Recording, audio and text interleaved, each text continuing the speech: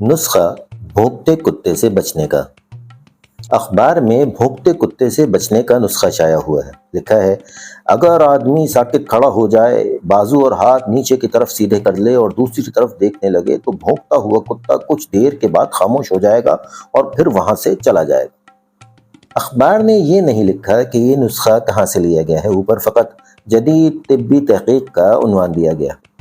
یہ بھی مذکور نہیں آیا کتوں کو بھی مطلع کر دیا گیا ہے کہ ان پر ضابطۂ اخلاق کی پابندی ضروری ہے۔ یہ اعتراض بھی کچھ لوگ کریں گے کہ اگر انسان حسب ہدایت بھیگی بلی بن کر منہ دوسری طرف کر کے کھڑا ہو جائے اور کتا اس کی ٹانگ لے لے تو ایڈیٹر اخبار ھذا کس حد تک ذمہ دار ہوگا؟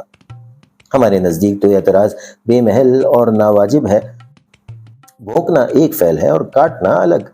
کتا کاٹ لے تو سیدھا سیدھا ہسپتال جا کر 14 انجیکشن پیٹ میں لگوا لیجئے اور مزے کیجئے۔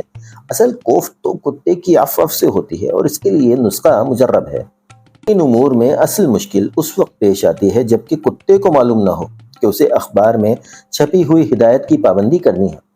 یعنی کوئی شخص بازو لٹکا کر دوسری طرف منہ کرے تو اسے دم دبا کر کھسک جانا چاہیے۔ یا تو بعض کتے ناخواندہ ہوتے ہیں یا اخبار نہیں پڑھتے یا جان بوجھ کر بات ٹال جاتے ہیں۔ پچھلے دنوں ایک مشہور ہوٹل کے لاؤنج میں ایک کتے کو استراحت کرتے پایا گیا۔ مینیجر صاحب بہت خفا ہوئے، اسے کان سے پکڑ کر دروازے پر لے گئے جہاں موٹے موٹے لفظوں میں صاف لکھا ہوا تھا، جن کتوں کے ساتھ ان کا مالک نہ ہو ان کا ہوٹل میں آنا منع ہے۔ بنظر احتیاط ہم لوگوں کو مشورہ دیں گے کہ وہ اس اخبار کا شمارہ ہمیشہ اپنے ساتھ رکھیں جس میں یہ ترکیب درج ہے۔ اگر کوئی کتا بھونکنے سے باز نہ آئے بلکہ کاٹنے پر اتر آئے تو جدید طبی تحقیق والا صفحہ اس کے سامنے کر دیں۔ پھر بھی باز نہ آئے تو ڈنڈے سے اس کی خبر لیں۔ یہ ڈنڈے سے خبر لینے کی ہدایت ہماری طرف سے ہے، احباب مذکور کی ذمہ داری نہیں۔ ہماری طبی تحقیق اتنی جدید نہ صحیح تاہم مجرب ضرور ہے۔ ڈنڈا بڑی کارآمد چیز ہے اور بہت سے نسخوں میں پڑتا ہے۔ پرانے زمانے میں اسے تنبیہ الغافلین کہتے تھے اور شاگرد اسی کو احترام کی نظر سے دیکھتے تھے۔ کچھ مدت ہوئی ہم نے ایک کارٹون دیکھا کہ ایک استاد اپنے شاگرد رشید کو ایک موٹی سی کتاب سے دھڑا دھڑ پیٹ رہا ہے۔ کتاب کا نام بھی نظر آ رہا تھا، دی چائلڈ سائیکالوجی، یعنی بچوں کی نفسیات۔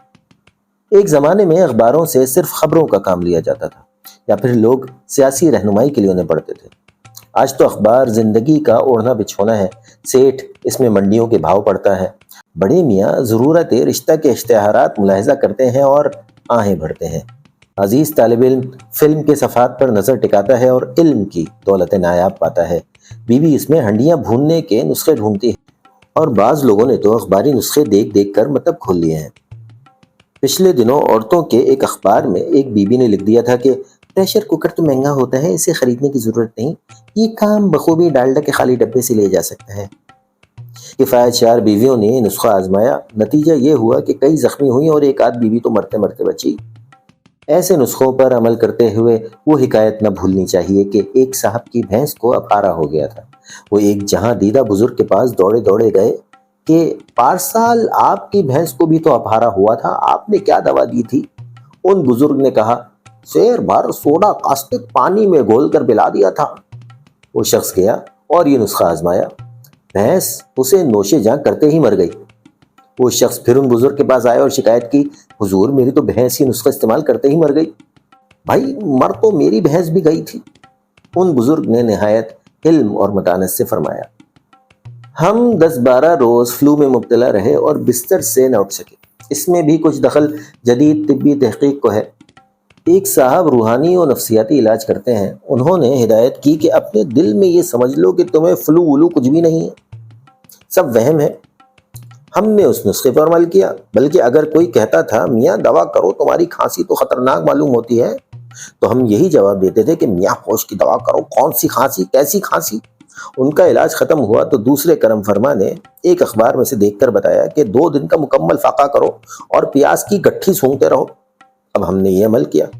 اتفاق سے نقوی کلینک والے ڈاکٹر نقوی صاحب نے دیکھ لیا اور کہا، میاں کیوں پاگل ہو رہے ہو، اخبار والے ہو کر بھی اخبار کی باتوں پر یقین کرتے ہو، یہ لو کیپسول اور یہ رہا مکسچر۔ خیر اللہ نے صحت دی۔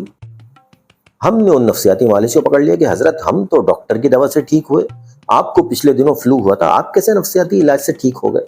ہنس کے بولے، میاں میں بھی ڈاکٹر کی دوا سے ہی ٹھیک ہوا تھا۔